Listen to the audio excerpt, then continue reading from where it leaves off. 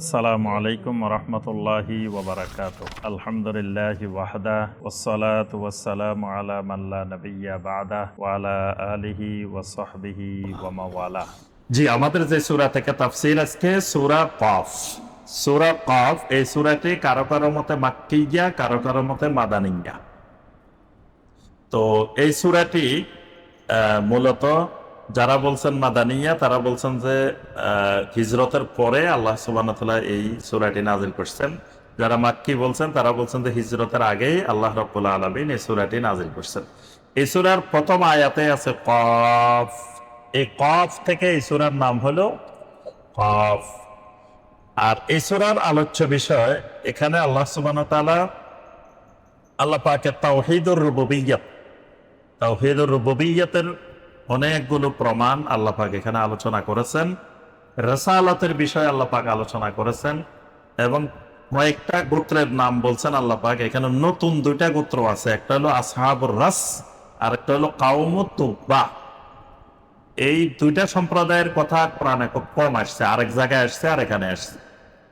একটা হলো আসহাবুর রাস আর একটা হলো কাওমুত তুব্বা। তো এটা তাফসীর আসলে আমরা আলোচনা করব। তো বেশিরভাগ আলোচনা জুড়েই আল্লাহ পাক এই তাওহীদের আলোচনাই করেছেন। আল্লাহ সুবহানাহু ওয়া তাআলা শুরু করেছেন এইভাবে, কফ ওয়াল কুরআনিল মাজিদ। কফ হলো হুরুফে মুকাত্তাআত, যে এটার অর্থ সঠিক অর্থ আল্লাহই ভালো জানেন। ওয়াল কুরআনিল মাজিদ, কোরআনে মাজিদের কসম।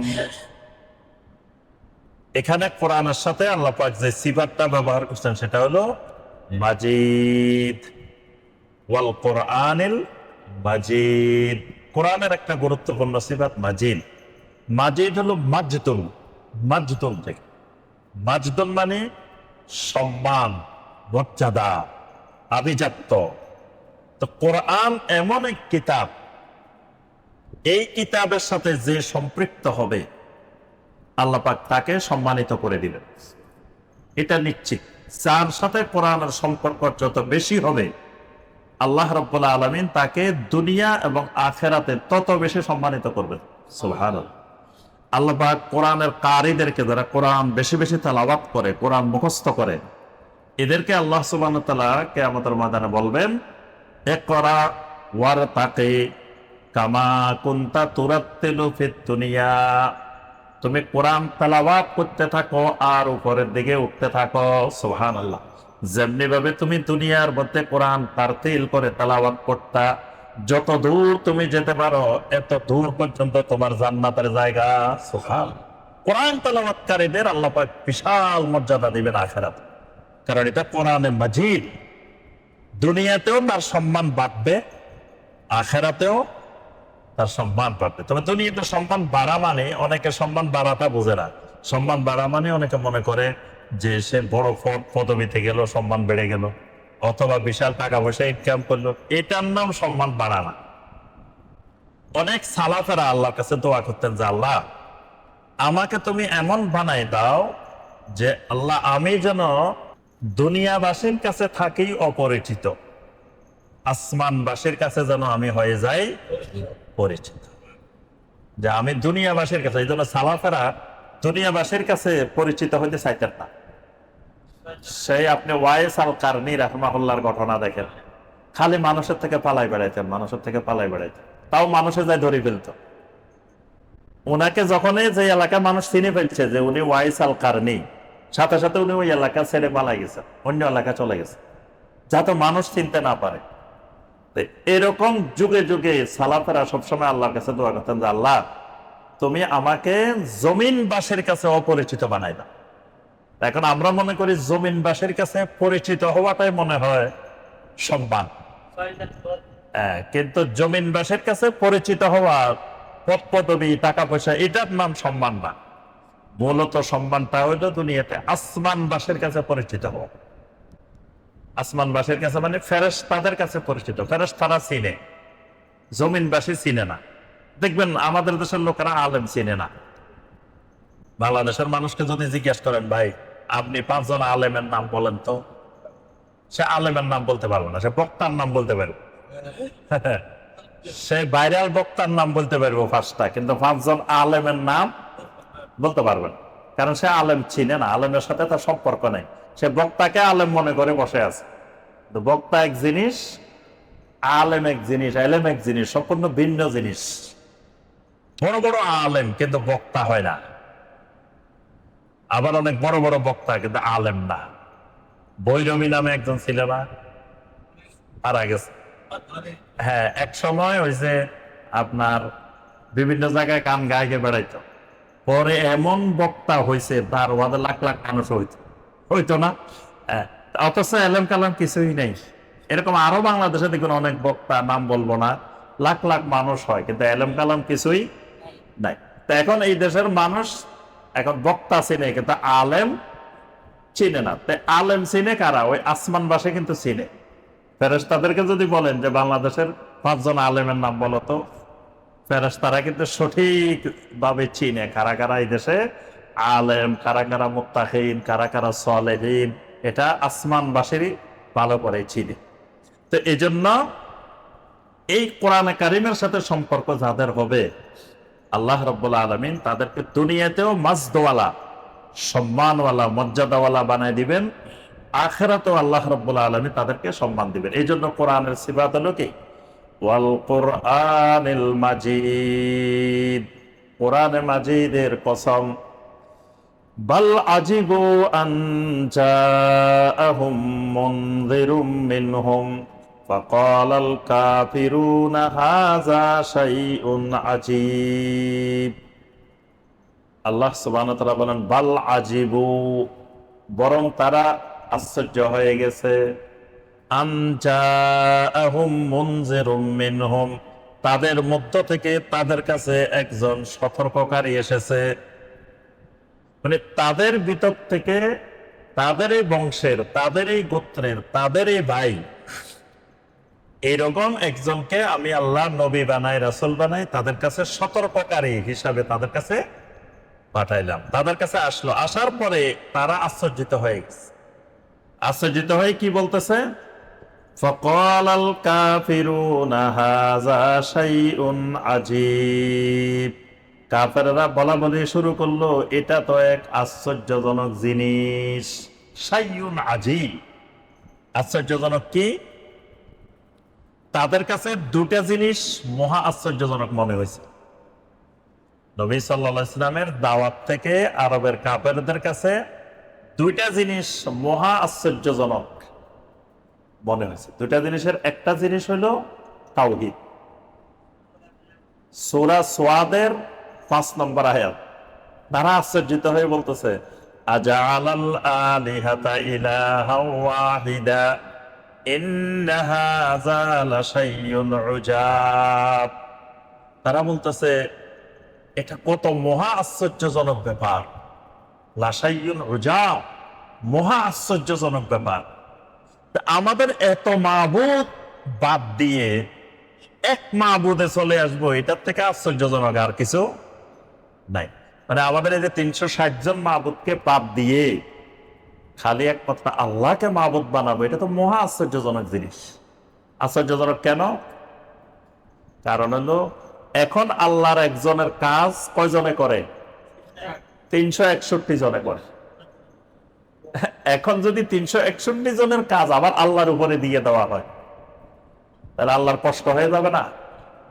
নাউযুবিল্লাহ। এই জন্য তাদের কাছে মনে হচ্ছে যে এটা তো আজব জিনিস, যে আরো বরঞ্চ মুহাম্মদ সাল্লাল্লাহু আলাইহি ওয়াসাল্লাম এসে বলবে যে মাবুদ আরো কয়টা বাড়াও, বাড়াইলে আল্লাহর কাজটা কি হবে? হালকা হবে, সহজ হবে, আরো মানুষ সহজে সেবা পাবে। এখন মুহাম্মদ সাল্লাল্লাহু আলাইহি ওয়াসাল্লাম এসে বলতেছেন না, সব মাবুদ পাক, একমাত্র আল্লাহ হবে মাবুদ। এটাকে তারা বলতেছে যে এটা তো আজব জিনিস। আরেকটা আজব কি? আরেকটা আজব হলো মুহাম্মদ সাল্লাল্লাহু আলাইহি ওয়াসাল্লাম বলতেছেন আমরা মারা যাওয়ার পরে যখন সব মাটিতে মিশে যাব, নিচ্ছিন্ন হয়ে যাব, আবার নাকি আমাদেরকে কি করবে? আবার নাকি জীবিত করবে। এটাও তো আরেক মহা আশ্চর্যজনক জিনিস। এই জন্য আল্লাহ পাক বলেন ফাকালাল কাফিরুনা হাযা শাইউন আজীব। কাফেররা বলে উঠলো এটা তো এক মহা আশ্চর্যজনক জিনিস। আইদা মিতনা ওয়া কুন্না তুরাবান, যখন আমরা মারা যাব, ওয়া কুন্না তুরাবান, মাটি হয়ে যাব, যালিকা রাজউম বাঈদ, আবার আমাদেরকে পুনরুত্থান করা এটা তো অসম্ভব ব্যাপার।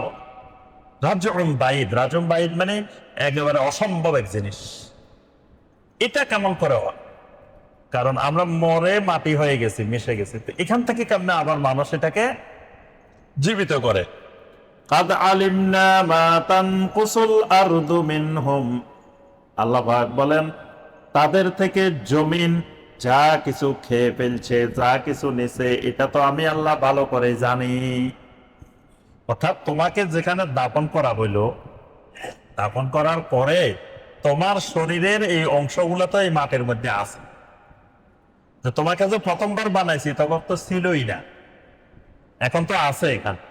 হয়তো মাটি হয়ে গেছে, কিন্তু মাটি হইলে তো তোমার জিনিসগুলো এখানে আছে। আল্লাহ পাক বলছেন ওই জমিন তার যা যা খেয়ে ফেলছে, তার থেকে যা তার শরীরটা যা গ্রাস করছে, এটা আমি আল্লাহ ভালো করেই জানি। কাদ আলিম না, আমার কাছে এই ব্যাপারে এলেম আছে। ওয়া ইনদানা কিতাবুন হাফিজ, খালি এলেম আছে তা না, আমার কাছে একটা কিতাবও আছে। সুবহানাল্লাহ, একটা কিতাব আছে। কিতাব মানে কি? মানে আল্লাহ পাক যে আমলনামাগুলো সব লিখে রাখছেন, তাকদীর লিখে রাখছেন, এই কিতাবও আছে। হাফিজ, এই কিতাবটা আমি আল্লাহ হেফাজত করে রেখেছি, সংরক্ষণ করে রেখেছি। বাল কাযযাবু বিল হাক্কি লাম্মা জাআহুম, যখনই তাদের কাছে হক এসেছে তখনই তারা হককে মিথ্যা প্রতিপন্ন করেছে। ফাহুম ফি আমরিম মারিজ, আর তারা সন্দেহ সংশয়ের মধ্যেই ঘোরাফেরা করতেছে। মানে সত্যকে মিথ্যা প্রতিপন্ন করে, প্রত্যাখ্যান করে, মূলত তারা এক ধরনের সন্দেহ সংশয়ের মধ্যেই ঘুরপাক খাচ্ছে। আফালাম ইয়ানজুরু ইলাস সামাই ফাওকাহুম, এবার আল্লাহ সুবহানাহু ওয়া তাআলা মানুষকে যে মারা যাওয়ার পরে আবার জীবিত করবেন, তো সেই বিষয় বলতে গিয়ে আল্লাহ পাকের তাওহীদুর রুবুবিয়্যতের কিছু বিষয় আল্লাহ পাক তুলে ধরেছেন। আল্লাহ পাক বলেন আফালাম ইয়ানজুরু, তারা কি লক্ষ্য করে দেখে না, খেয়াল করে দেখে না, ইলাস সামাই, আসমানের দিকে, তারা কি আসমানের দিকে তাকায় না? ফাওকাহুম, তাদের মাথার উপরে, তাদের উপরের দিকে যে আসমান, ওই আসমানের দিকে কি তারা লক্ষ্য করে না? কাইফা বানাইনাহা, কিভাবে ওই আসমান গুলোকে আমি আল্লাহ বানাইছি, তৈরি করেছি। ওয়া যায়্যান্নাহা, ওই আসমান গুলোকে কিভাবে আমি আল্লাহ সুশোভিত করেছি। সুবহানাল্লাহ, সুশোভিত মানে কি? আসমানের দিকে থাকলে দেখবেন চন্দ্র দেখবেন, সূর্য দেখবেন, তারকারাজি দেখবেন, কত কিছু দেখবেন আকাশের দিকে। আল্লাহু আকবার। ওয়া মা লাহা মিন ফুরুজ, ওই আকাশের ভিতরে কোনো জায়গা দিয়ে কোনো ছিদ্র নাই। মানে আমি এমন ভাবে সুশোভিত করছি, কোন জায়গা দিয়ে ছিদ্র নেই, যে আসমান এখান দিয়ে ফাটা, এই জন্য উপরের একটা জিনিস পড়ে গেছে। এরকম আসমানের মধ্যে কোনো ফাটা ছিদ্রও নাই। ওয়াল আরদা, তারা কি জমিনের দিকে লক্ষ্য করে দেখে না? একটা প্রথম বলছেন আসমানের দিকে, এরপরে বলছেন ওয়াল আরদা, জমিনের দিকেও কি তারা লক্ষ্য করে দেখে না? মাদাদনাহা, কিভাবে আমি জমিনটাকে সম্প্রসারিত করেছি, বিছাই রেখেছি। ওয়া আলকাইনা ফিহা রাওয়াসিয়া, কেমন করে ওই জমিনের ভিতরে বিশাল বিশাল পর্বতরাজি স্থাপন করছি। পাহাড় পর্বতগুলা, আরবের পাহাড়গুলো যারা হজে গেছেন দেখছেন, আল্লাহু আকবার, সৌদি আরবের পাহাড়গুলা, মক্কার পাহাড়গুলা দেখেন না, একটা থেকে একটা কি বিশাল বিশাল পাহাড়। পুরা মক্কা মুকাররমাটা শুধু পাহাড় আর পাহাড়, বিশাল বিশাল পাহাড়, একটার সে একটা, এবং পাথর, এবং এমন এমন পাথর মনে হয় যে এটা এখন ভাঙ্গি পড়ে যায়, কিন্তু এইভাবে হাজার হাজার বছরে এমনি রয়েছে, এটা ভাঙ্গি পড়ে না, মনে হচ্ছে যে এটা ভেঙ্গে এখনই মনে হয় পড়ে যাবে। আল্লাহ পাক বলেন ওয়া আলকাইনা ফিহা রাওয়াসিয়া, এই জমিনের মধ্যে আমি কেমন ভাবে পাহাড় পর্বতগুলোকে স্থাপন করে রেখেছি, এটা কি তারা লক্ষ্য করে দেখে না? ওয়া আমবাতনা ফিহা মিন কুল্লি যাওজিন বাহিজ, এবং এই জমিনের ভিতর থেকে কত রকমের উদ্ভিদ, কত রকমের গাছ, কত রকমের সবজি, কত জিনিস জমিনের ভিতর থেকে আমি বাহির করি। সুবহানাল্লাহ। মিন কুল্লি যাওজিন বাহির, কত নয়নাবিরাম সুদৃশ্য সৌন্দর্য সৌন্দর্য জিনিস এই মাটির ভিতর থেকে আমি বের করি। মাটির ভিতর থেকে তারা বলতেছে তাদেরকে আমি বের করতে পারবো না, তো মাটির ভিতর থেকে একই মাটি কত রঙের জিনিস বের করতেছে, এগুলোকে মাটির ভিতরে আছে? মাটির ভিতর থেকে ধরেন একটা গাছ বাইরেছে, কিছু বাইরেছে, এটা এখানে ফুটলে আগে ছিল, তা আল্লাহ সুবহানাহু ওয়া তাআলা এটার ভিতর থেকে বাইর করতেছেন না? তাবসিরাতান ওয়া যিকরা লিকুল্লি আবদিন মুনিব। আল্লাহ পাক বলেন তাবসিরাতান, এই দেখার মাধ্যমে শিক্ষণীয় বিষয় আছে। মানে আমি আল্লাহ জমিনের মধ্যে এগুলো রেখেছি কেন? তাবসিরাতান, যেন বান্দা চোখ দিয়ে এগুলো দেখে। ওয়া যিকরা, এবং এগুলো থেকে উপদেশ গ্রহণ করে। লিকুল্লি আবদিন মুনিব, তবে সকল বান্দা দেখবেও না, উপদেশও পাবে না, শুধুমাত্র ওই বান্দারাই পাবে যে বান্দাগুলো হবে মুনিব।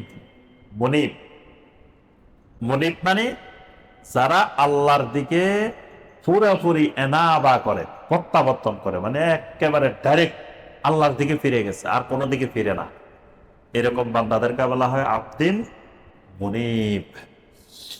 ওয়ানাজ্জালনা মিনাস সামাই মাআম মুবারাকান, ওই আসমান থেকে আমি বরকতময় পানিও অবতীর্ণ করি।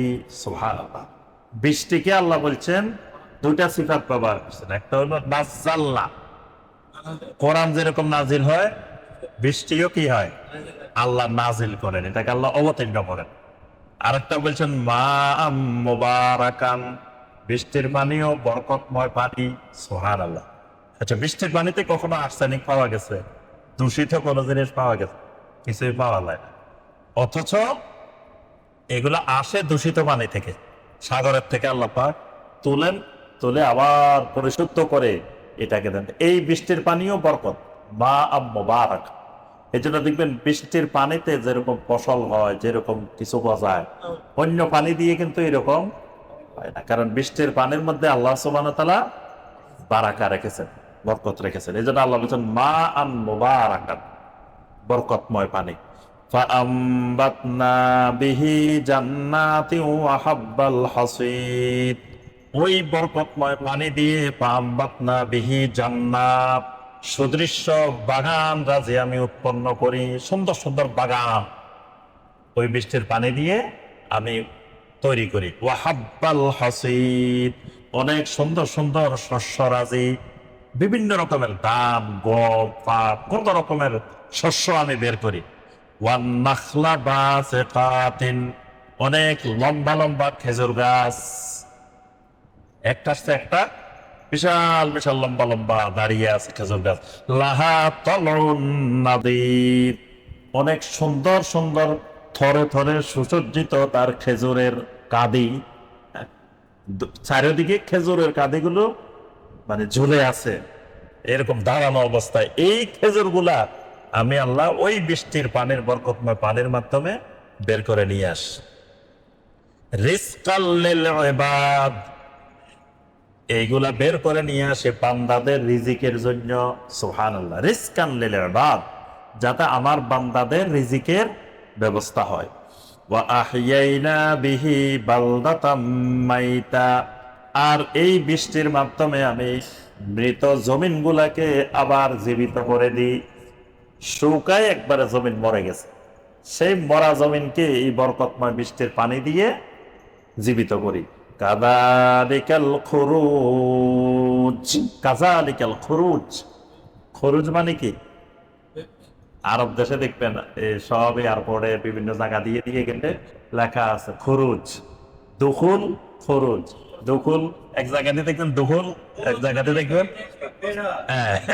যে এন্টার, এদিক দিয়ে লেখা আছে খুরুজ, এক্সিট। এই খুরুজ মানে এক্সিট। আল্লাহ বলছেন কাযালিকাল খুরুজ, এভাবে আমি তোমাদেরকেও মারা যাওয়ার পরে কবরের থেকে বের করব। সুবহান, যেভাবে এই মরা জমিনকে জিন্দা করি, জমিনের ভিতর থেকে বিভিন্ন রকমের ফসল, শস্য, ফল ফলাদি এগুলা বের করি, কাযালিকাল খুরুজ, এভাবেই তোমাদেরকে জমিনের ভিতর থেকে বের করে নিয়ে আসা হবে।